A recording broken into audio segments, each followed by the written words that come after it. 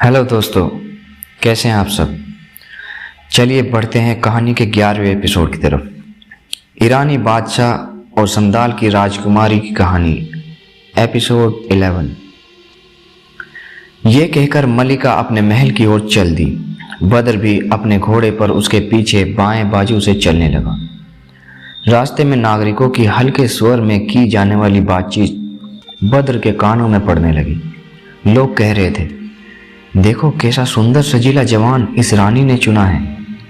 कुछ लोग कह रहे थे, ये दुष्ट नए निरपराध व्यक्ति को फंसा कर लाई है और इसके साथ भी वही नीच व्यवहार करेगी जो कई लोगों के साथ कर चुकी है। किसी ने कहा, भगवान से प्रार्थना है कि इस पुरुष पर दया करे और इसे इस कुकर्मिणी से मुक्ति दिलाए। कोई बोला, इसे क्या मुक्ति मिलनी है, इसके भाग्य ने तो साथ दिया होता तो इस व्यभिचारिणी के फंदे ही में क्यों फंसता। इन बातों को सुनकर बद्र को विश्वास हो गया कि मलिका के बारे में बूढ़े अब्दुल्ला ने जो कुछ कहा है और जो चेतावनी मुझे इसके बारे में दी है वे सब ठीक है और मुझे सचेत रहना चाहिए। मलिका ने महल के बाहर घोड़े से उतरने के बाद बद्र का हाथ पकड़ा और उसे महल के अंदर ले गई। महल की शान शौकत का क्या कहना। जो चीज भी देखिए, चाहे चौकी हो चाहे अलमारी, वे स्वर्ण से निर्मित थी और हर चीज में नाना प्रकार के रत्न जड़े थे। फिर वे उसे अपने साथ बाग की सैर के लिए ले गई। बद्र ने महल की प्रत्येक वस्तु और बाग की उचित शब्दों में प्रशंसा की। महल के सारे कर्मचारी समझ गए कि ये कोई देहाती गवार नहीं है बल्कि किसी संभ्रांत परिवार का व्यक्ति है जो हर बहुमूल्य वस्तु का सही मूल्यांकन करता है। बाग में घूमते घूमते खाने का समय हो गया और दासियों ने कहा कि भोजन तैयार है। मलिका उसे लेकर भोजन कक्ष में आई और दोनों सोने चांदी के बर्तनों में स्वादिष्ट राजसी व्यंजन खाने लगे। खाना खत्म करने के बाद मलिका ने एक स्फटिक पात्र में स्वच्छ सुवासित मदिरा भर कर पी और एक प्याला बद्र को दी। अब मदिरा पान का सिलसिला चलने लगा और गाने बजाने वाली सेविकाएं आकर अपनी कला का प्रदर्शन करने लगी। देर तक ये राग रंग चलता रहा। जब काफी रात बीत गई और दोनों को खूब नशा चढ़ गया तो मलिका ने राग रंग की सभा को समाप्त करने का इशारा किया और अन्य दासियों दोनों को शयन कक्ष में ले गए। अन्य दासियां दोनों को शयन कक्ष में ले गई।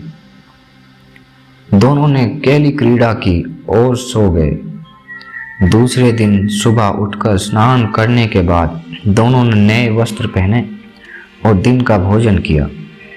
कुछ देर के आराम के बाद मलिका फिर उसे बाग की सैर को ले गई और घंटों तक वे लोग आपस में वार्तालाप और हंसी मजाक करते रहे। शाम होने पर वे महल के अंदर गए और पूर्व संध्या की भांति भोजन, मद्यपान और गायन वादन से आनंदित होने के बाद दोनों ने शयन कक्ष में विहार तथा शयन किया। लगभग 40 दिन तक यही कर्म चला।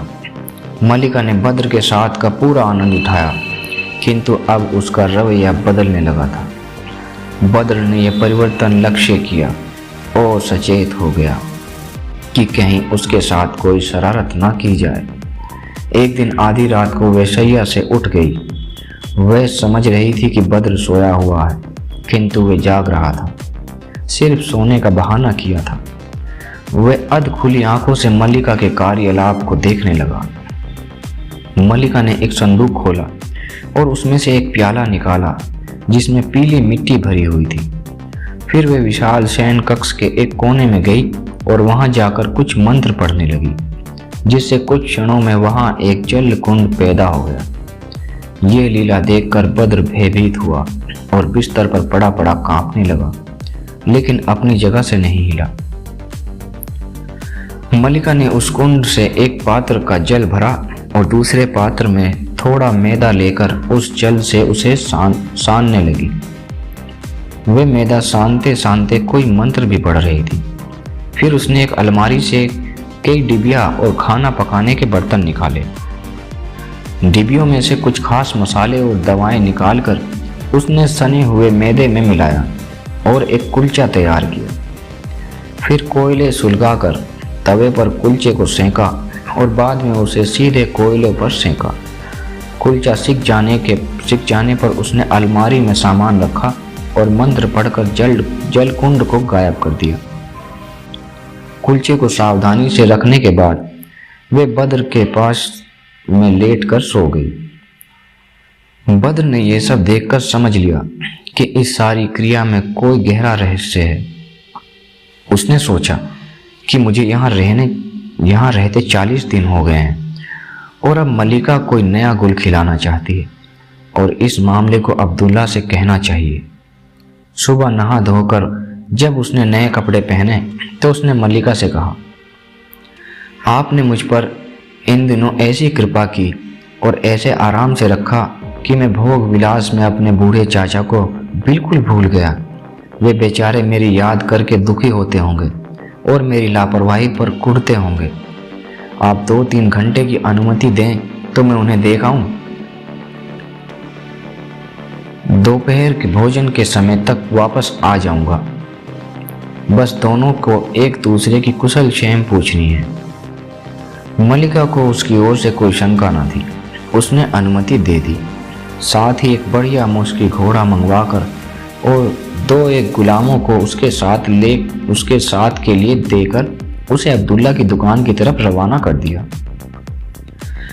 बद्र ने गुलामों को बाहर घोड़े के पास बिठाया और खुद दुकान के अंदर चला गया।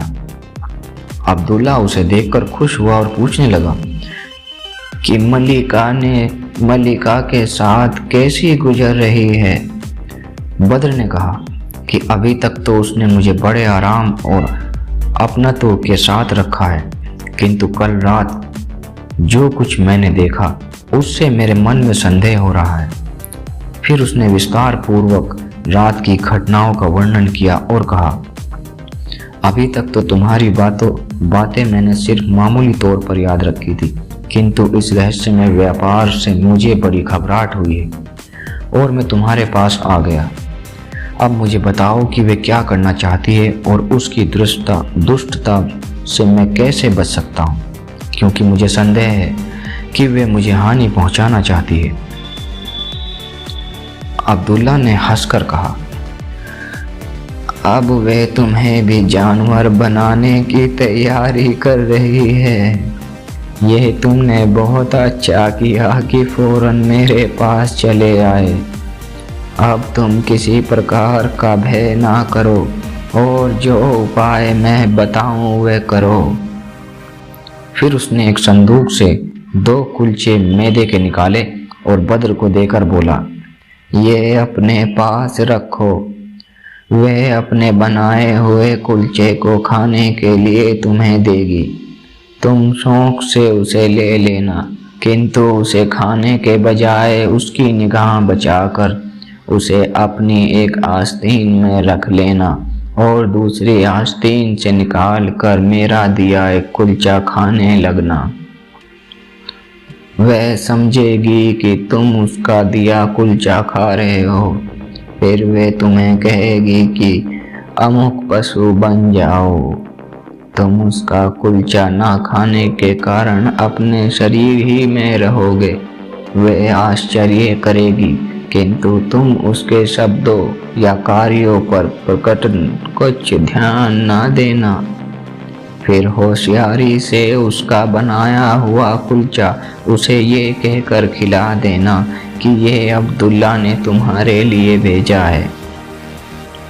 जब वह अपना बनाया कुलचा खा ले तो उसके मुंह पर पानी के छींटे देना और कहना, अमुक पशु बन जा। उस समय तुम जिस पशु का नाम लोगे वे वही पशु बन जाएगी। फिर तुम उसे मेरे पास ले आना और उसी समय हम लोग ये तय करेंगे कि उसका क्या किया जाए।